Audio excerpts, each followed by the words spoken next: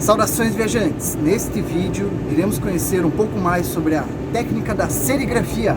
Embarque conosco nesta viagem da gravura ao grafite. Uma viagem da gravura ao grafite. Oficinas. Apoio. Copel, pura energia. Parcerias. Prefeitura Municipal de Almirante Tamandaré. Prefeitura Municipal de Araucária. Prefeitura Municipal de Campo Largo. Prefeitura Municipal de Pinhais. Incentivo. Projeto aprovado no Programa Estadual de Fomento e Incentivo à Cultura, Profice, da Secretaria de Estado da Comunicação Social e da Cultura, Governo do Estado do Paraná. Para começarmos a fazer serigrafia, precisamos de papel sulfite, fita crepe, de preferência larga, para desenhar giz de cera, lápis, caneta, canetinha, canetão, pincel atômico, tesoura sem ponta, réguas, formatos de círculo, pode ser de papelão, cartolina, papéis coloridos, papel de seda, papéis reaproveitados e papel vegetal, papel manteiga. Todo cuidado quando formos usar estilete, mantenha sempre a lâmina guardada quando não estiver usando, tesoura com ponta e grampeador. Ferramentas perfuro-cortantes, todo cuidado é pouco. Matriz da serigrafia à base d'água, molde vazado.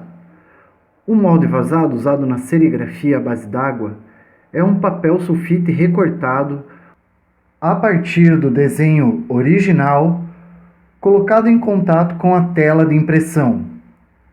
Onde foram retiradas as partes do papel, a tinta atravessa a tela e preenche espaços no suporte a ser impresso, criando linhas e campos de cores, sendo também possível a sobreposição de cores em impressões compostas.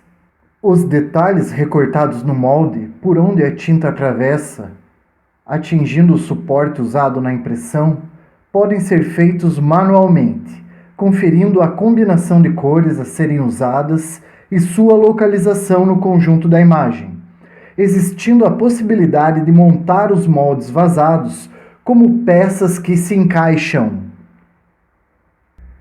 A fixação da tela de impressão em uma mesa ou bancada traz firmeza e potencializa a dinâmica das ferramentas utilizadas, pois uma ocupação recorrente na serigrafia é a manutenção e utilidade da tela, que pode ser reutilizada em diversas impressões.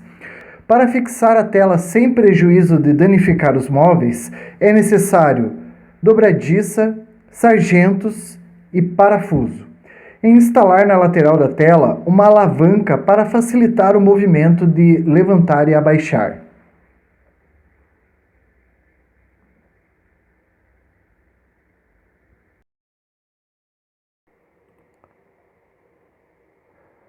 A espátula servirá para você manipular a tinta à base d'água, que tem a consistência aproximada do pudim, existindo muitas receitas utilizando amido de milho e até mesmo pudim caseiro para fazer tintas à base d'água em casa, sendo necessário um químico para o impedimento da proliferação de fungos.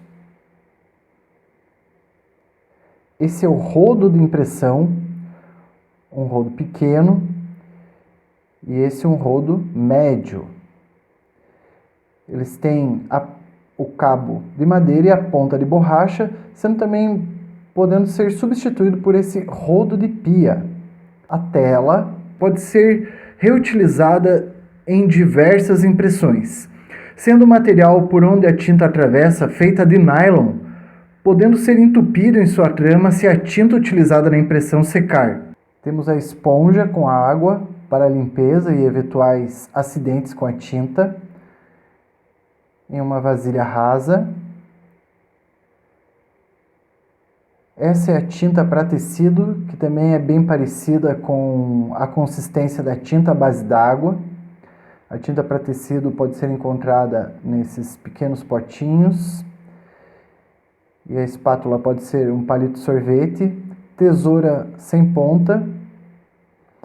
E para quem estopa, podendo ser também algum tecido de roupa velha, porque vai ser usado para limpeza e vai ser manchado. E para quem preferir, luvas de plástico para não sujar a mão.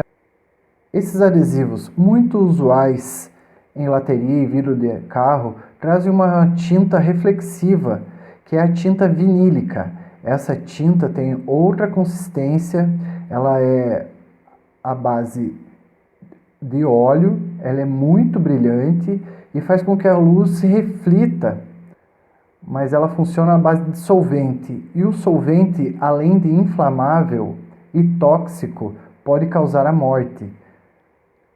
Por esses motivos, uma viagem da Gravura Grafite prefere trabalhar com tinta à base d'água, com gravuras não tóxicas. Esse é o registro, são pequenos pedaços de fita crepe colados de forma com que a folha a ser impressa, a folha de papel a ser impressa, fique sempre no mesmo lugar. Ela é feita da seguinte forma: dobra-se o meio da fita crepe, criando quase como uma lombada, uma barreira, para que a folha de papel sulfite não escorregue além desse limite. É colocado dos 4 lados da folha de papel, a fim de que a folha sempre se encaixe da mesma maneira e mantenha esse registro em todas as cópias em que as tintas forem usadas. Vale lembrar que a mesa precisa ser forrada com um papel grosso para que a tinta não ultrapasse e que proteja também sua madeira. Na primeira impressão, o encaixe do registro vai em cima da primeira cópia, para que a tinta a ser impressa seja definida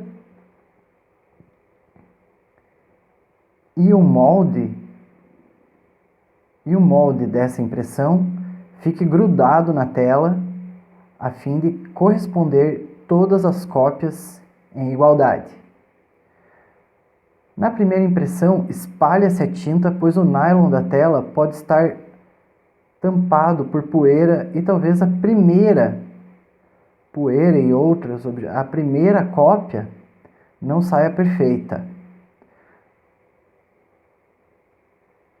mas já proporciona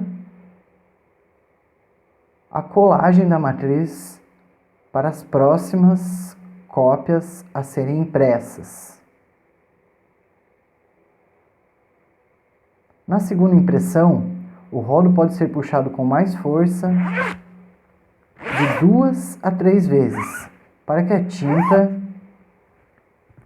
se espalhe em toda a superfície aonde o molde vazado permite. Tira-se a folha delicadamente para não haver rasgos e imprime-se uma nova cópia.